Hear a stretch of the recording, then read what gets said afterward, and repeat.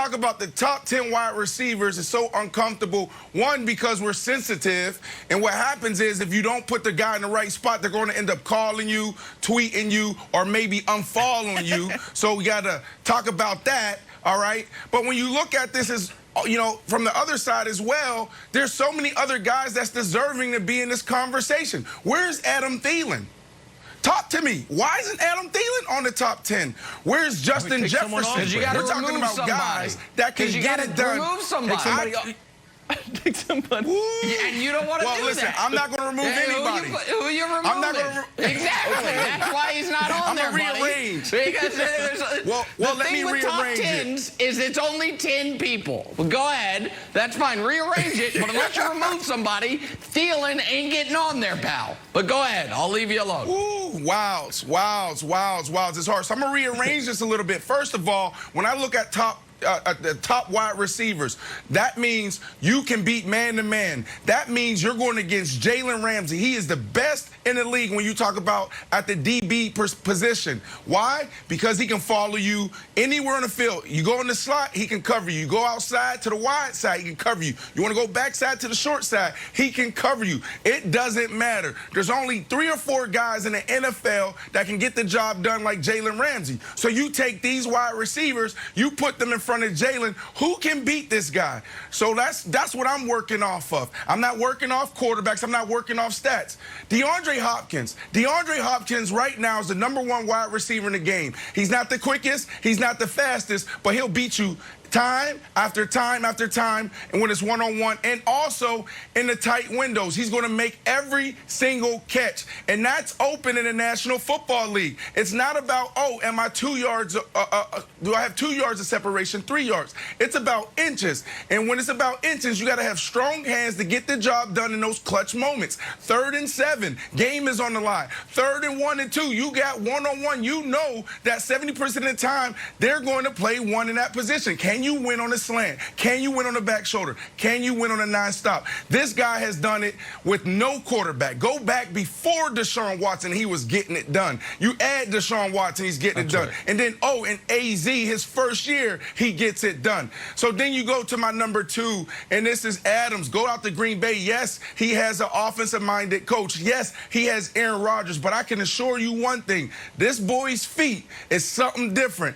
Adams has everything. He can play in the slot, he can play on the front side, he can play on the back side. Whilst this dude is just different. And Diggs, he can easily be in the conversation to be #1 as well. His start and stop is next level. The NFL's never seen any quickness like this before. The dude is small, but he plays huge. So those are my top 3. I put DeAndre Hopkins 1, Adams 2, and Diggs 3. And man, you can easily interchange all of them. Okay. I love that. The fact that you hate lists so much and that Nick loves lists so much just makes this a wonderful, wonderful segment. You've never heard this take before. Brandon Marshall, a little bit like my mother when we're doing the wedding list. Like, Mom, if you want, Aunt Sharon in, someone's got to go. She's like, no one's going. Just more people are being added. I'm like, all right, more people are being added. Hey, I want to... Give me top 20. I want to show you a quote from the Chicago Tribune about someone that belongs on the top 10, Brandon, Allen Robinson. If we could put up the quote, and I'll read it to you, because it mentions another great wide receiver. Again, spoiler alert, it's Brandon.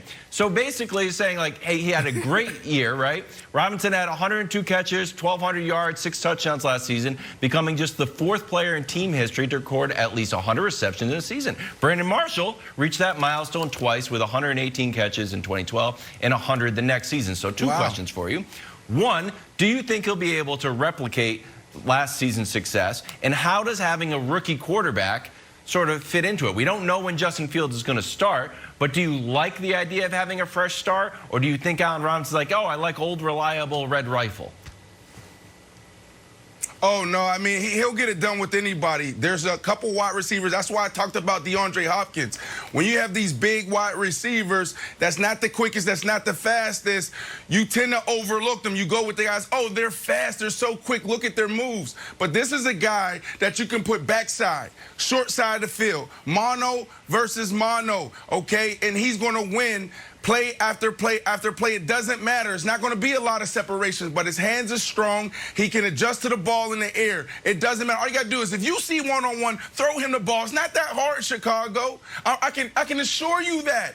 All you got to do is read the field, quarterback. If it's one high and you have numbers that you have it backside, just go slant. Just go 9 stop. Just go back shoulder. Just go. He is open when he's covered. Just throw it up.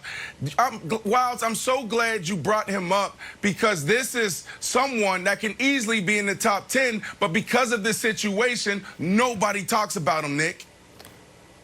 So here's what I find so interesting about all of this, because Wilds is right. Pardon me, I love lists. And I could parse a bit on this. I think Keenan Allen might be a touch high. I personally, even though he was hurt, would have Odell on there. Like, there's a few things. I'd probably have DK ahead of Mike Evans. But for the most part, they've got the bones of this right. But what I find most interesting is what this list represents as far as the undeniable fact that we are in the golden age of wide receivers. And here's what I mean. You mentioned Thielen, Odell, Allen Robinson, and Justin Jefferson. I think you mentioned either on or off the air. 4 guys that didn't make the top 10. So I love lists enough that I went back in 5-year increments and looked at 95, 2000, 2005, 2010. What would the top 10 wide receiver lists have been then? In 1995, we had 5 all-timers playing in their primes. But once you got past those guys, in the top 10 was Yancey Thigpen and Brett Perriman. In 2000, in the top 10 would have been Easy Ed McCaffrey and Eric Moulds. In 05, in your top 10 receivers was Joey Galloway and Donald Driver. Again, all good players, but guys who wouldn't crack the current top 15. Even as late as 2010, Mike Wallace and Santana Moss were clear-cut top 10 receivers. And it's really starting around 2015, which you look at 2015, Brandon, you had a monster year that year, and it's like, geez Louise, like how many, we've got a dozen great receivers. So here's what I want to compare it to. Can we show the top 10 running backs list? Because it's a reversal of how it would have been in the 90s. So there's nothing against Joe Mixon and Josh Jacobs. They're good players. But if you look at like the 2000 or 1995, Jerome Bettis had like 1,300 yards and was barely a top 10 running back. So what you're seeing is not only is the game becoming more aerial, but the skill level has met the moment. You are seeing the deepest crop of awesome receivers we've ever had.